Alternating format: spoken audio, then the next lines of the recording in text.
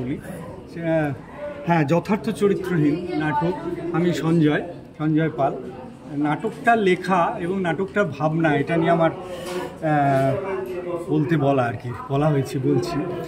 সেটা হচ্ছে যে আমরা না পৃথিবীতে মানুষের চরিত্রটা এত গভীর, মানুষের ভাবনা চিন্তা এত গভীর যে আমরা প্রত্যেকটা মানুষকে দেখি, তো প্রত্যেকটা মানুষ এই ছকে বাঁধা কথাটা, সেটা হচ্ছে যে কেউ কালো মানুষ সাদা মানুষ হয় না, তো আসলে সব মানুষই ধূসর, এবং তার গভীরতাটা এত, এবং সেই মানুষের মধ্যে যে কি চলছে, বলে না যে স্বামী স্ত্রী 20 বছর থেকেও একে অপরকে চিনতে পারে না।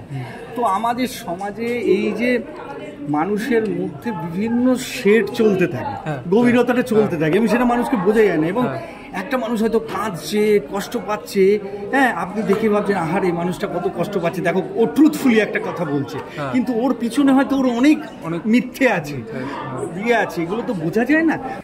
আপনাকে একটা ছোট্ট গল্প, একজন রেসপেক্টেবল টিচার, তার প্রচুর ছাত্রছাত্রী, এলাকার মানুষ ওনাকে খুব ভালো মানুষ হিসেবে জানে। তো আমার নাটকের এইটাই আর কি, মানুষের গভীরতাটা, এবং যেটা সত্যি সমাজে ঘটছে। মানে আমরা খুব ভদ্রবেশী মানুষ, চারিপাশে অনেক বড় মানুষকে আমরা দেখি, এবং তাদের যদি ভেতরটা দেখা যায়, তো তার ভেতরটা মানে আরেকটা শেড। আমি খারাপ ভালো বলছি না, কিন্তু প্রত্যেক মানুষের মধ্যেই আছে, আমার মধ্যেও আছে।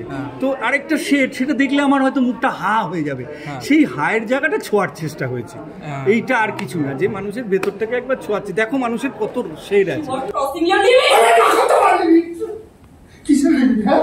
এই লোকটার জন্য আমি রাতের বেলা ঘুমোতে পারি না, এই লোকটার জন্য আমার সংসার ভেঙে যাচ্ছে।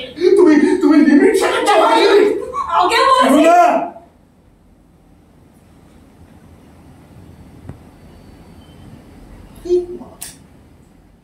এটা তো আপনাদের কি ফার্স্ট শো ছিল নাকি কত নম্বর? না, এইটা 15-16 নম্বর। 15-16 নম্বর। এরপরে নেক্সট শো কবে আছে? এই যথার্থ চরিত্রহীন। এরপর আছে চুচড়ো রবীন্দ্র ভবনে, হ্যাঁ, নভেম্বরের 19 তারিখ।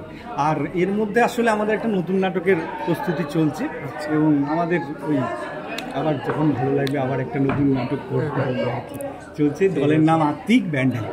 ঠিক আছে, লাস্টে মানুষজনকে একবার দেখার জন্য বলে দেন।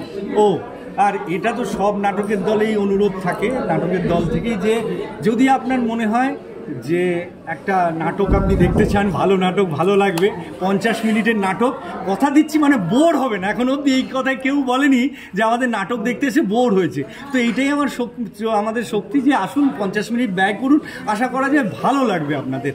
এটা সবাই আশা করে, সবাই বলে, আমিও সেই কথাটাই বললাম। প্লিজ আসুন, নাটক দেখতে তো আসুন, আমাদের সাথে আসুন, ভালো লাগবে।